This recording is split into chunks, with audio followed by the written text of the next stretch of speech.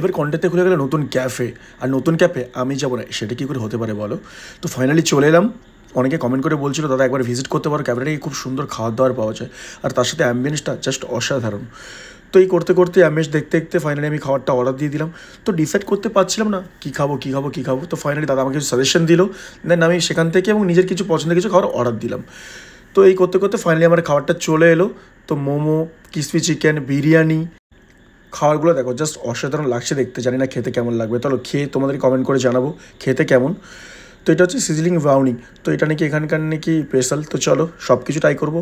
আর আমি pizza order দিয়েছিলাম, ঠিক আছে? কত আইটেম দেখো, আমি কনফিউজ আছি কোনটা খাবো, পিৎজা খাবো, বিরিয়ানি খাবো, না কোল্ড কফি খাবো, না মোমো খাবো।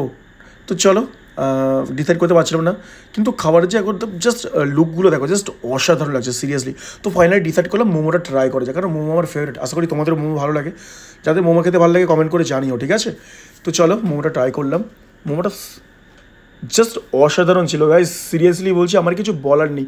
মানে চিকেনের যে কোডিং রয়েছে পুরো বোঝা যাচ্ছে আর।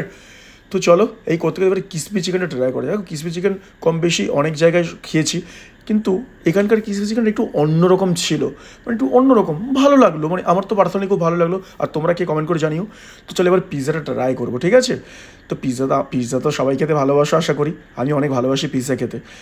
পিৎজার বাইটটা নেওয়ার পর যা মজা পেলাম গাইস, কি বলবো তোমাদেরকে। মানে চিজ আর চিকেন পুরো কোডিং করে পুরো গাদা গাদা করে ভরা রয়েছে পুরো। এবারে পিৎজার সাথে কোল্ড কফিটা না খেলে কী করে হয় বলো গাইস? তো চলো কোল্ড কফিটা খেয়ে নিলাম। এবার ট্রাই করবো কুল্লার পিৎজা। দেখো ওই পিৎজার এই পিৎজার দুটোই কিন্তু ডিফারেন্ট। দেখো এটা গ্লাসে। আচ্ছা তোমরা কারা কারা এইরকম কুল্লার পিৎজা খেয়েছো কমেন্ট করে জানো এরকম গ্লাসে। দেখো আমি গাইস সিরিয়াসলি বলছি ফার্স্ট টাইম খাচ্ছি, খুব এক্সাইটেড আমি। দেখো এই পিৎজা তো অনেক জায়গায় খেয়েছি, কিন্তু এই পিৎজার কোনোদিন খাইনি, ফার্স্ট টাইম খাচ্ছি। এটা হচ্ছে কুল্লার পিৎজা। তো এটাও খুব টেস্টি আর মানে জাস্ট দুটো পিৎজার যে টেস্ট পুরো ডিফারেন্ট। তো ফাইনালি আর বিরিয়ানিটা ট্রাই করা যায়, কারণ বিরিয়ানি না খেলে হয় বলো? আমাদের সবাই তো বিরিয়ানি খেতে খুব ভালোবাসি বলো। বিরিয়ানিটা সিরিয়াসলি বলছি অ্যাভারেজ ছিল, ভালো। তো আমার পার্সোনালি বিরিয়ানিটা খারাপ লাগেনি, ভালো লেগেছে। কিন্তু বিরিয়ানি না আমার মানে অত একটা আমি খাই না সিরিয়াসলি বলতে কি, কিন্তু বাট অর্ডার দিয়েছিলাম শুধু তোমাদের জন্য, তোমাদের জানাবো বিরিয়ানিটা কেমন বলে। আর সাথে লেগ পিসটা একটু খেয়ে নিলাম। তো এই করতে করতে মোটামুটি ব্যাপারটা জমে পুরো ক্ষীর হয়ে গেছে, ঠিক আছে? দেখো বিরিয়ানির কোয়ান্টিটিটা দেখো।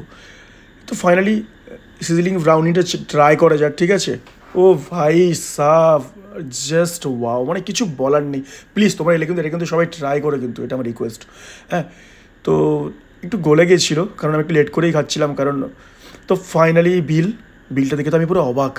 এত কম টাকা, এত কিছু খেলাম, মাত্র এই বিল হয়েছে। মানে এফোর্ডেবল প্রাইস, মানে সবাই এফোর্ড করতে পারবে এরকম প্রাইস, ঠিক আছে? তো মানে খুব একটা বেশি নয়, কিন্তু আমি আগে অন্য রেস্টুরেন্টে খেয়েছি, তার সাথে কম্পেয়ার টু প্রাইসটা অনেক কম রয়েছে এনাদের। আর টেস্ট জাস্ট অসাধারণ, তোমরা খেলেই বুঝতে পারবে। আর সবাই কমেন্ট করে জানিও। তো এটা হচ্ছে টাইমে টিটস, আর লোকেশনটা হচ্ছে বলে দিই সরস্বতী তলা যে পেট্রোল পাম্প রয়েছে, পেট্রোল পাম্পের থেকে একটু এগিয়ে এলে জাস্ট দেখতে পাবে টামি টিটস, ঠিক আছে? তোমরা এসো আর কমেন্ট করে জানিও খাওয়ার দাওয়ার কেমন।